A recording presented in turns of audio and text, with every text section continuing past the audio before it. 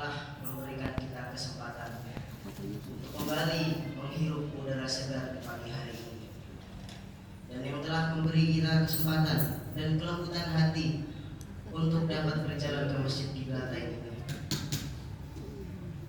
Sholawat beserta salam tidak lupa kita sanjungkan kepada Nabi besar kita Muhammad Sallallahu Alaihi Wasallam yang telah mengeluarkan manusia dari zaman kegelapan menuju zaman keadilan terang benderang di bawah cahaya Islami.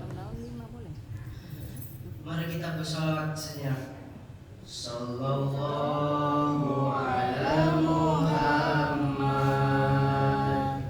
sallallahu alaihi wasallam, sallallahu ala Muhammad, sallallahu alaihi wasallam. Karena sesungguhnya di Al-Quran dijelaskan, Bismillahirrahmanirrahim, Innallaha wa malaikatahu yusholluna 'alan nabi ya ayyuhalladzina amanu shollu 'alaihi wa sallimu taslima. Mungkin sebagian dari jamaah pernah ada yang mendengar ayat ini, karena ayat ini biasa disampaikan di saat sholat Jumat, dan itu memiliki makna tersendiri, Bapak Ibu, yaitu sesungguhnya Allah dan malaikatnya bersolawat untuk Nabi. Hai orang-orang yang beriman, bersolawatlah kalian kepada Nabi, ucapkanlah salam dan penghormatan kepadanya. Al-Ahzab ayat 56. Dan tidak lupa saya sampaikan terima kasih kepada panitia Ramadan Masjid Qiblatain yang telah memberikan saya kesempatan untuk berbicara di sini dengan judul bersyukur. Kenapa bersyukur? Karena bersyukur ini dasar. Namun di sini kita berusaha untuk mendalami hakikat bersyukur. Pertama, bersyukur itu terbagi menjadi 3, Bapak Ibu. Yang pertama, bersyukur dengan hati, bersyukur dengan lisan, dan yang ketiga, bersyukur dengan organ tubuh atau jasmani. Yang pertama saya akan menjelaskan apa itu bersyukur dengan hati.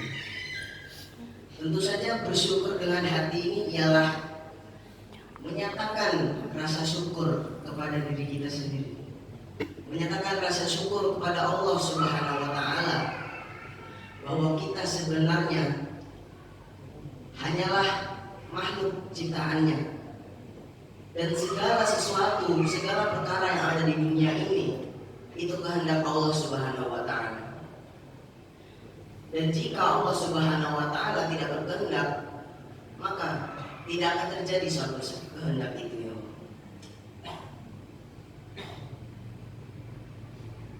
Kemudian yang kedua yaitu bersyukur dengan lisan. Bersyukur dengan lisan ini apa? Bersyukur dengan lisan ini seperti mengucapkan alhamdulillah, alhamdulillahi rabbil alamin. Bersyukur dengan lisan tidak hanya hamdalah saja, bisa dengan kata-kata zikrullah yang lain. Kita ambil contoh khalifah kita Sayyidina Umar bin Khattab radhiyallahu anhu. Dalam tindakannya untuk menangani beberapa masalah, beliau mengucapkan 4 kali hamdalah. Kenapa 4 kali hamdalah? Hamdalah yang pertama ialah hamdalah untuk mengucapkan rasa syukur, untuk menyatakan rasa syukurnya bahwasanya Allah Subhanahu wa Ta'ala tidak akan menimpakan musibah yang lebih berat daripada kemampuan. Allahu la yukallifu nafsan illa wus'aha. Sesungguhnya Allah Subhanahu wa Ta'ala itu tidak akan menguji hamba-hambanya melebihi batas kemampuannya sendiri. Jadi kalau semisalnya kita sedang diuji, Bapak-bapak, Misalnya kita sedang berkendara, kemudian macet mogok di mana di segala tempat, itu kita harus bersyukur Bapak. Karena kita bersyukur baru mobil saja yang mogok. Belum kali kalau mobil itu terperosok ke dalam jurang kan masalah itu. Kemudian kalau misalnya kita sakit, kita masih bersyukur kita masih diberikan sakit Bapak Ibu. Karena sakit itu bisa menjadi penghapus dosa. Kemudian hamdalah kedua yang diberikan oleh Umar, yaitu untuk menyatakan rasa syukur bahwasannya Allah Subhanahu wa Ta'ala tidak akan menimpakan musibah kepada agamanya. Nah, sepertinya menimpakan musibah kepada agamanya ini seperti apa? Mungkin kita pernah melihat beberapa peperangan di zaman dulu. Mungkin beberapa peperangan di zaman dulu yang dilakukan oleh Nabi. Pernah kan kita merasa kalah? Kaum muslimin saat itu kalah. Namun Allah Subhanahu wa Ta'ala tidak sedang menimpakan musibah kepada kaum muslimin, melainkan Allah Subhanahu wa Ta'ala sedang menguji keimanan kita. Apakah kita termasuk orang-orang yang bersyukur atau kita malah kufur dengan apa yang diberikan Allah Subhanahu wa Ta'ala? Kemudian hamdalah yang ketiga itu adalah wujud sabar yang diberikan oleh Umar radhiyallahu anhu. Karena sabar dan bersyukur ini ada kaitannya. Di dalam bersyukur tentu saja harus diliputi dengan yang namanya sabar. Karena orang yang sabar niscaya akan mendapatkan surga di sisi Allah Subhanahu wa Ta'ala. Amin ya rabbal alamin. Kemudian hamdalah yang keempat ialah bentuk rasa syukur Umar radhiyallahu anhu bahwasannya akan ada kesyukuran setelah rasa syukur. Maksudnya apa Bapak Ibu? Akan ada episode kenikmatan setelah episode kenikmatan. Karena itu kita tidak dibolehkan untuk bertakabur dengan apa yang diberikan oleh Allah Subhanahu wa Ta'ala. Karena kita di dunia itu ibaratkan tukang parkir. Kita hanya dititipkan, tidak diberikan. Dan tentu saja menjadi kewajiban kita untuk menjaga apa yang dititipkan oleh Allah Subhanahu wa Ta'ala. Allah Subhanahu wa Ta'ala memberi kita harta, tahta, kekayaan, wanita dan tahta yang lainnya. Itu tuh hanya titipan Bapak Ibu. Hanya titipan sementara dan tentu saja akan ditarik lagi oleh Allah Subhanahu wa Ta'ala. Karena itu kita harus mempersiapkan diri kita. Kita harus ridho dengan segala kehendak yang Allah berikan kepada kita. Ketetapan Allah itu baik. Tidak ada ketetapan Allah yang buruk. Semua perkara yang ada di muka bumi, di alam semesta ini pasti ada hikmahnya. Kenapa matahari itu panas? Ada hikmahnya. Kenapa air itu cair? Ada hikmahnya. Kenapa Ka'bah yang bentuknya kotak seperti itu dijadikan kiblat untuk kaum muslimin? Ada hikmahnya juga. Karena itu Bapak Ibu, tidak layak kita mengkufuri apa yang diberikan oleh Allah. Bahkan yang buruk sekalipun, semisal kita sedang ditimpakan musibah, lalu kita merasa sedikit kesal akan apa yang ditimpakan musibah itu. Seharusnya kita usahakan untuk menghilangkan rasa kesal terhadap musibah itu, wahai jemaah sekalian. Karena semuanya itu datang dari Allah dan akan kembali lagi kepada Allah. Ada satu kisah di zaman Khalifah Turki Utsmani ke-7, kelahiran Edirne, Turki, yaitu Sultan Mehmed Asani atau Sultan Al-Fatih. di saat beliau sedang menggempur Konstantinopel. Konstantinopel yang sekarang tentunya namanya bukan Konstantinopel, namanya Andalus. Nah, saat itu Sultan sedang di tengah-tengah perang. Perang yang berlangsung selama 150 hari. 50 hari dengan 150.000 pasukan. Berbagai taktik yang digunakan oleh Sultan. Seperti apa, Bu? Pertama, beliau menggunakan menara. Kenapa menara? Jadi di Konstantinopel ini memiliki tembok yang berlapis-lapis, yang dimana lapisan keduanya itu adalah parit yang dalam. Jadi di depan ini ada dinding, di belakang dindingnya itu ada parit itu dalam. Jadi ketika pasukan muslim itu menerobos masuk, pasukan muslim ini akan terperosok ke dalam parit tersebut, yang dengan mudahnya dapat diserang oleh kaum kafir. Karena itu pasukan Turki Utsmani ini menggunakan menara. Menara ini seperti Bapak Ibu tahu Monas. Nah, itu menara Monas itu di dalamnya itu diisikan tangga, anak tangga untuk naik ke atas ke puncak menaranya. Dan di puncak menara itu ada yang namanya papan untuk menyeberang lari ke atas benteng. Saat pasukan muslimin di dalam menara, mereka akan terlindung dari yang namanya tembakan anak panah. Dan saat pasukan muslimin sudah sampai di puncak menara, mereka akan melompat ke atas benteng dan akan langsung menerjang ke bawah. Kemudian yang kedua, Sultan menggunakan yang namanya meriam. Tentu saja bukan meriam biasa-biasa ya, karena yang namanya benteng Konstantinopel itu tebalnya luar biasa tebal. 50 hari digempur-gempur itu tidak bolong-bolong. Karena itu Sultan menggunakan yang namanya meriam besar.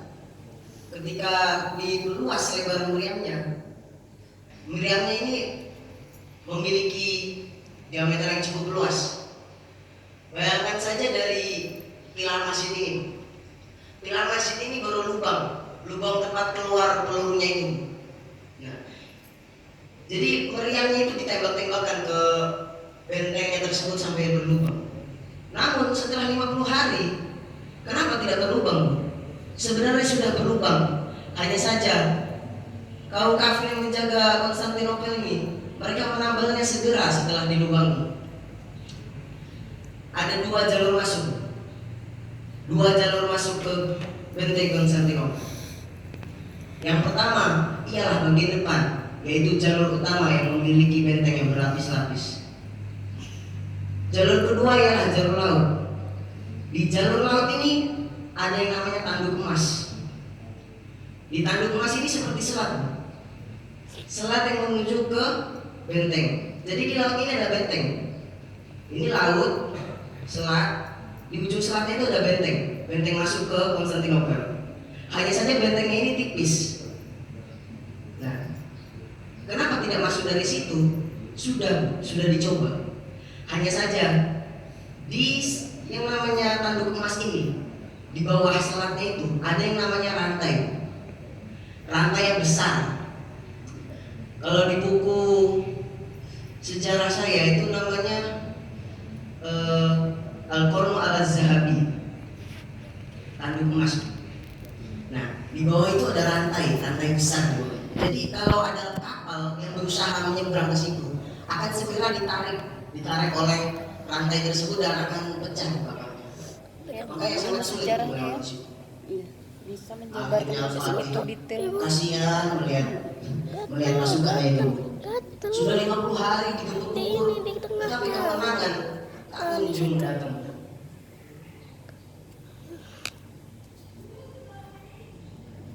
Dan saat itu, di saat Al-Fatih tengah kesal, tengah frustasi ya, di dalam tendanya.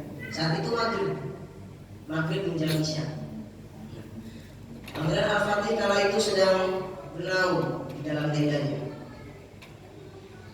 Dia memikirkan berbagai taktik, sampai frustasi dengan dirinya sendiri, sampai marah-marah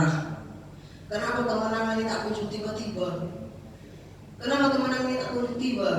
Sudah 50 hari kita kumpul. Akhirnya masuk salah satu orang, yaitu Zaganos Pasha. Zaganos Pasha ini panglimanya Sultan Al-Fatih, sekaligus sahabat terdekatnya. Zaganos memperhatikan Sultan. Dia sedang frustasi, sudah pusing memikirkan bagaimana lagi cara yang harus ditetapkan, cara yang harus dilakukan, cara yang harus dieksekusi untuk menaklukkan Konstantinopel ini. Apa kata Zaganos Pasha? Bersyukur. Bersyukurlah. Inna Allah ma'ana. Sesungguhnya Allah bersama kita. Bersabarlah, bersyukurlah. Insya Allah pasti ada jalan. Akhirnya Sultan lentur hatinya. Dia mulai bersabar. Dia mencoba bertawakal kepada Allah, berdoa kepada Allah. Salat hajat telah dilakukan olehnya di tengah malam. Pada akhirnya pada sepertiga malam setelah dia melakukan salat hajat, dia keluar dari tendanya untuk melihat ahwal dari para pasukannya, melihat kegiatan pasukannya. Pasukan kaum muslimin kala perang itu meskipun 50 hari pagi malam menggempur Konstantinopel, tidak ada yang merasakan lelah, karena mereka sudah tahu di balik lelah itu adalah surga, karena surga dijanjikan untuk para mujahid. Kala itu Sultan sedang berkeliling melihat keadaan aja pasukan. lelah cari uang. Dan saat dia melihat Jadi gunung, kalaupun nggak dapat ada hikmahnya. gunung yang berada di dekat Tanduk Emas, selat yang menuju ke benteng di bagian laut, beliau melihat gunung. Gunung itu lumayan tinggi. Dia coba membayangkan apa yang ada di dalam gunung. Dia mainin begitu. Dia membayangkan gunungnya, memperkirakan strategi, dan muncul hidayah dari Allah Subhanahu wa Ta'ala untuk menaikkan 90 kapal armada ke atas gunung. Mungkin itu kelihatannya mustahil, namun pasukan muslimin seketika diberitahu oleh Sultan tentang strateginya tersebut, mereka tidak bimbang, karena pasukan muslimin sudah tahu pemimpin mereka itu adalah yang pemimpin mereka itulah yang paling dapat diandalkan, dapat dipercaya. Karena itu tanpa bimbang mereka, pasukan muslimin itu langsung mendengarkan, menyimak dengan baik apa yang disampaikan oleh Sultan Muhammad Hassani. Jadi begini kata Muhammad Hassani, saya punya strategi. Kita akan menaikkan kapal kita ke atas bukit sana. Sultan menuju ke atas bukit. Pasukan muslim seketika melihat ke bukit. Lalu Zaganos Pasha berkata, dengan apa kita menaikkannya wahai Sultan? Sultan melihat ke sekeliling dan melihat beberapa potongan batang pohon yang baru saja dipotong bekas membuat menara. Kita akan membuatnya dengan itu. Kita akan menaikkannya dengan itu. Jadi batang pohon yang telah ditebang itu akan disusun sampai menanjak ke atas gunung. Nah, kapal itu ditarik di atas batang-batang pohon itu sampai akhirnya sampai di atas gunung. Dan itu dilakukan hanya dengan satu malam. Subhanallah sekali. Ketika Allah sudah berkehendak itu memang subhanallah luar biasa sekali kehendak. Dan ketika pagi hari, ketika matahari sedang terbit, Sultan Konstantin, pemimpin negeri Konstantinopel di kala itu, bingung. Ini kok tidak ada lagi suara gempuran dari depan, dari arah benteng yang berlapis-lapis bagian depan itu. Sepi, hanya ada pasukan pemanah yang bagian depan itu. Kemudian terdengarlah petikan takbir dari arah laut. Allahu Akbar. Seketika Konstantin kaget. Dia melihat ke arah gunung dan terkejut. Gunung sudah ditutupi oleh armada-armada laut pasukan Turki Utsmani. Dan kala itu, setelah Sultan memberi isyarat, kapal-kapal itu pun langsung menerjang turun dari atas bukit. Jadi kapal itu turun dari atas bukit itu langsung masuk ke laut. Di bagian sebelahnya rantai-rantai emas itu berada. Karena di tanduk emas itu masih ada rantai. Nah, bagian gunungnya itu, bagian bawahnya itu sudah menyeberangi rantai-rantai tersebut. Jadi pasukan muslimin, kapal-kapal armada pasukan muslimin itu langsung masuk ke depan dindingnya langsung. Makanya bagian pasukan armada yang menjaga bagian laut dari negeri Konstantinopel itu kaget. Kapal-kapal Konstantinopel kala itu sedikit, hanya saja pertahanan mereka saja yang mudah. Setelah digempur berkali-kali, kapal itu sudah turun, akhirnya bolong juga. Bolong itu apa? Tembok yang ada di bagian laut itu jebol. Pasukan muslimin kali itu langsung masuk menyerbu semua kaum kafir yang ada di dalam situ. Kemudian Sultan bertemu dengan Sultan Konstantin. Sultan Konstantin kala itu yang memimpin.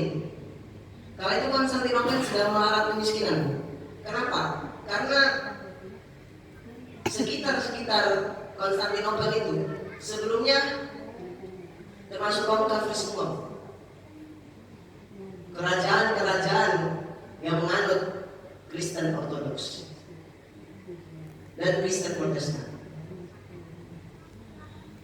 Kala itu Konstantinopel dalam keadaan miskin sekali. Karena di negara sekeliling Konstantinopel itu, Konstantinopel ini ibu kota ya, ibu kota negeri Bizantium. Nah, Konstantinopel kala itu sudah terkepung. Kenapa? Karena negara-negara di sekitar Konstantinopel itu sudah milik Sultan Turki Utsmani semua. Jadi khalifah sebelumnya itu sudah menggempur daerah sekitar Konstantinopel. Itu juga termasuk strategi. Jadi saat kala penyerangan Konstantinopel, tidak akan bala bantuan yang membantu kaum kafir. Karena itu memudahkan penyergapan. Saat Sultan Muhammad Asani masuk, dia bertemu langsung dengan Sultan Konstantin. Adu pedang terjadi di antara mereka sampai akhirnya Sultan Konstantin tersungkur di bawah lantai. Dia terbaring tidak berdaya. Sultan Muhammad Asani sudah menodongkan pedang ke atas kepalanya. Kata Sultan Konstantin, "Kau telah menangkapku. Bunuhlah aku." "Bunuhlah aku," katanya. Tapi apa yang dikatakan Sultan Muhammad Asani? Katanya begini, "Saya tidak menginginkan nyawamu. Saya hanya ingin memakmurkan negara ini di bawah cahaya Islam. Saya ingin menghilangkan kezaliman yang telah berabad-abad berada di negeri ini." Begitu subhanallahnya barangkali Al-Fatih. Setelah beliau dicaci maki dan diserbu berkali-kali, namun kesabarannya luar biasa Bapak Ibu. Lalu apa yang dikatakan Sultan Konstantin kala itu? "Baiklah, saya serahkan negara ini kepadamu. Makmurkanlah rakyat di negara ini. Semoga negara ini bisa lebih makmur daripada masa kepemimpinanku. Aku percayakan ini kepadamu." Lalu Sultan Konstantin berdiri dan berterima kasih kepada Sultan dan pergi meninggalkan negeri Konstantinopel. Begitu luar biasanya Pangeran Al-Fatih. Dan dari itu kita bisa belajar bahwasannya bersyukur ini ialah asas untuk mengagumi ciptaan Allah Subhanahu wa taala. Bersyukur itu tidak hanya sekedar ucapan, Bapak Ibu. Namun bersyukur itu meliputi jiwa kita. Dan karena itu marilah sering-seringlah kita bersyukur. Ada dapat musibah bersyukur. Ada dapat keberuntungan bersyukur. Karena bersyukur, orang yang bersyukur niscaya surga baginya, Bapak Ibu. Hadirin jamaah sekalian, mungkin itu saja yang bisa dapat saya sampaikan untuk kali ini. Dan sebelum itu marilah kita berdoa. A'udzubillahi minasyaitonirrajim. Bismillahirrahmanirrahim. Alhamdulillahirabbil alamin, hamdan syakirin, hamdan na'imin, hamdan yuwafi ni'amahu wa yukafi majidah. Ya Rabbana kama yanbaghi lil jalali wajhikal karim wa 'azimi sultanik. Allahumma shalli ala sayyidina Muhammad wa ala ali sayyidina Muhammad. Allahumma taqabbal minna salatana wa siyamana wa qiyamana wa ruku'ana wa sujudana wa taqarrubana wa tamim taqsirana ya Allah ya rabbal alamin. Allahumma inna nas'aluka khairal mas'alah wa khairul du'a wa khairul najah wa khairul hilmi wa khairul ilmi wa khairul taqwa wa khairul najah wa khairul haya wa khairul mamat. Wa sabbitna wa sabbil mawazina warfa' darajatina wa haqqi imanana wa taqabbal du'ana wa taqabbal salatana wa taqabbal siyamana waghfir khati'atina wa nas'aluka al-'ula minal jannah. Allahumma a'izna, Allahumma inna na'udzubika min azabil jahannam wa min azabil qabr wa min fitnatil mahya wal mamat wa min fitnatil masiihid dajjal.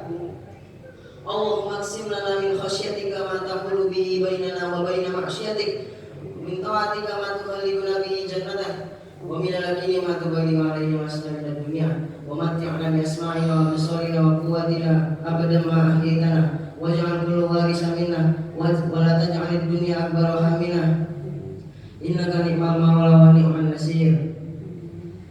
Allahumma a'izna, Allahumma fir lana dzunubana wa dzunuba walidaina wa dzunuba ashabina alladziina sabaquna bil iman, wa la taj'al fi qulubina ghillan lil ladziina amanu innaka antal ghafurur rahim. Rabbana atina fid dunya hasanah wa fil akhirati hasanah wa qina adzabannar.